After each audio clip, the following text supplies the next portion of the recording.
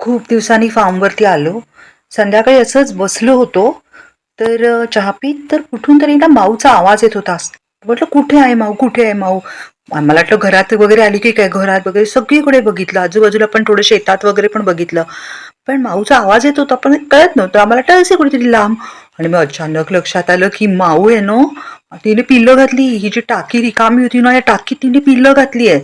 आता इथे कितीतरी ऊन आहे आणि ही टाकी आहे प्लास्टिकची आहे ना, आणि मग किती तिला गरम होत असेल. ती आत अडकली आहे, तिची 3 पिल्लं आहेत, पाणी नाही, दूध नाही, कशी राहिली असेल एवढ्या गरमीत बिचारी.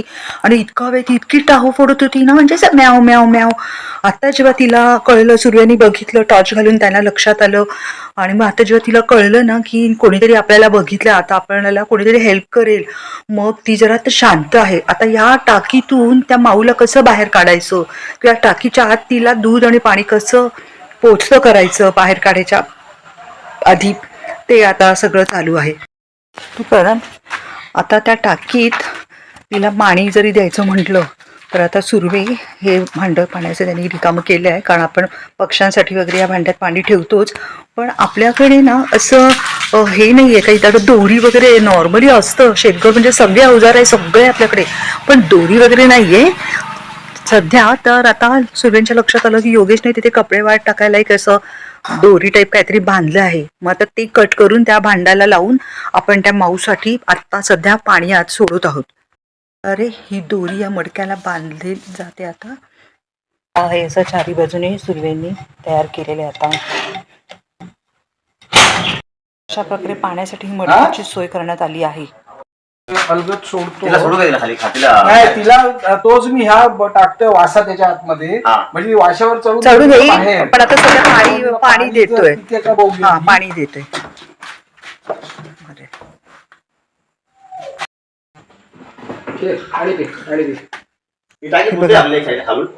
दिसलं ही माऊ आहे, दिसलं हे तिला पाणी दिलं आपण.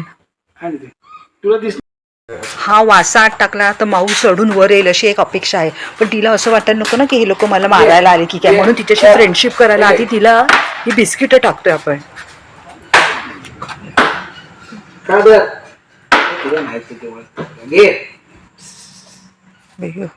दिसली का ही बघा, ही बसली आहे ना इथे ना, तिची पिल्लं आहेत बरीचशी, बघितली का? ही पिल्लं भरपूर आहे तिची, 3 पिल्लं आहेत. माऊला पाणी आणि बिस्किट दिले, पण माऊ ना पाणी पिते ना बिस्किट खाते. पण ऍटलीस्ट तिला एवढं तरी कळलं आमच्या जेस्चरवरनं की we are there to help हर.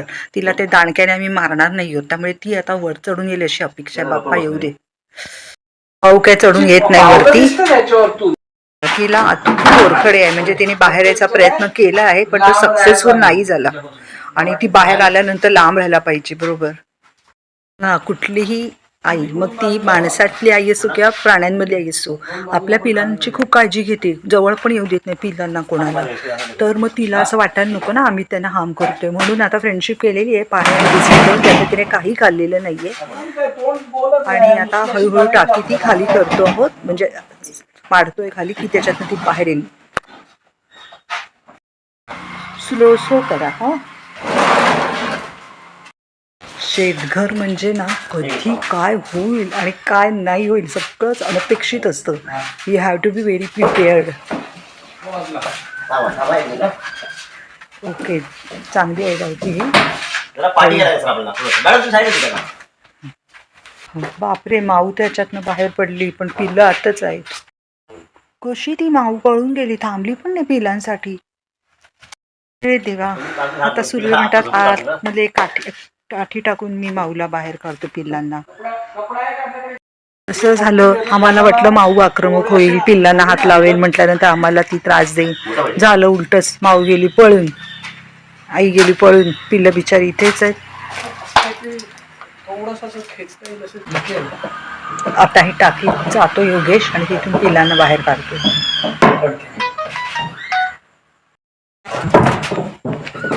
बघितलं, हे पहिलं पिल्लू हे बिचारं किती दिवस खायला प्यायला नसेल मिळालं, तर आई गेली पळून. आता काय करणार आहे पिल्लू तरी. प्रकारे काढ ते फडकं त्यांच्या. अशा प्रकारची सुरू आणि योगेश यांनी 3 मांजराच्या पिल्लांना आणि 1 मांजराला रेस्क्यू केलेला आहे. बहुतेक अचानक जे आम्हाला वाटलं ना आम्ही यायला हवं फार्मवरती, त्याचं हेही एक कारण असेल. अशाच एका घुबूची गोष्ट मी तुम्हाला नंतर सांगेन. मुळात अभिला ना खूप प्राण्यांची आणि पक्ष्यांची आवड आहे. एकदा असंच घुबड त्याला छोटं रस्त्यावरती मिळालं आमच्या इथे जवळ नॅशनल पार्क असल्यामुळे, आणि तो घुबड घरी घेऊन आला. माझी आई तेव्हा घरी होती. ती जरा जुन्या विचाराची, तिला बिलकुल पटलं नाही की अभिने घरी घुबड आणावं, पण त्याने आणलं. दिवसभर त्याला ठेवलं घुबडाला आणि रात्री गच्चीत सोडलं. गॉड, डोळे पण नाही अजून उघडले. अरे बाबा बाबा, किती छोटी पिल्लं, त्यांचे डोळे पण नाही उघडले. माय गॉड, अभिच हे सगळं करू शकतो. बापरे, अभिला हे सगळं जमतं.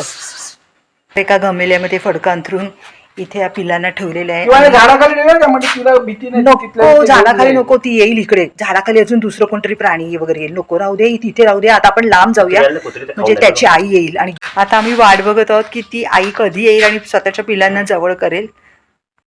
आम्ही जाऊन पण आलो बाहेरून. मनी मगाशी अंगणात येऊन बघून गेली, पण आता आम्ही नव्हतो तर पिल्लं काय घेऊन नाही गेली. पाण्याच्या रिकाम्या टाकीत अडकलेल्या माऊल आणि तिच्या 3 पिलांना आपण रेस्क्यू केलं. इथे इतकं ऊन आहे, वरती सिमेंटचे पत्रे आहेत, आणि या अंगणात त्या मोठ्या पाण्याच्या टाकीत कशी ती माऊ राहिली असेल, आणि तिची 3 पिलं. पाणी नाही, अन्न नाही, काही नाही. आपण त्यांना रेस्क्यू तर केलं, पण ती माऊ काय अजून त्या पिलांना घेऊन नाही गेली. माऊ गेली पळून, आणि पिल्लं इथेच आहे. तुम्ही प्लीज देवाची प्रार्थना करा, मीही करते की ती माऊ त्या पिलांना घेऊन जाऊ दे.